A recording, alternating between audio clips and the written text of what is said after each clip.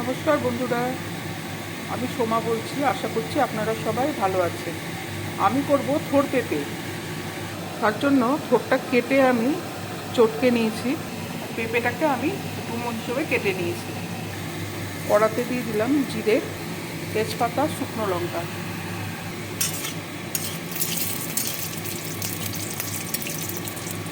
ফোড়নটা ভাজা হয়ে গেছে, দিয়ে দিচ্ছি পেঁপে, দিয়ে দিলাম লবণ। এই রান্নাটা বহু পুরনো রান্না। এই রান্নাটায় হলুদ যাবে না। এবার আমি ঢাকা দিয়ে পেঁপেটাকে হাফ সেদ্ধ করব। এবার দিয়ে দিচ্ছি থোড়টা, নেড়ে চেড়ে একটু জল দিয়ে দেবো।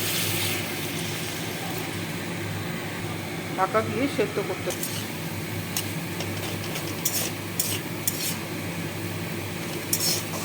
জলটা শুকিয়ে গেছে, পেঁপে থোড় দুটোই সেদ্ধ হয়ে গেছে। আর একটু শুকনো শুকনো করে আমি নামাবো। আমার তৈরি হয়ে গেল থোড় পেঁপে। কেমন লাগলো রেসিপিটা আমাকে জানাবেন। ভালো লাগলে আমার সঙ্গে থাকার জন্য আমি আপনাদেরকে অনুরোধ জানাচ্ছি। নমস্কার।